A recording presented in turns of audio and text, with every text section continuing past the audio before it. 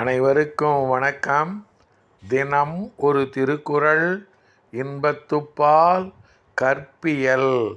அதிகாரம் 122. கனவு நிலை உரைத்தல்.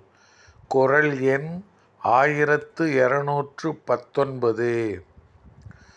நனவினால் நல்காரை நோவர், கனவினால் காதலர் காணாதவர். நனவினால் நல்காரை நோவர், கனவினால் காதலர் காணாதவர்.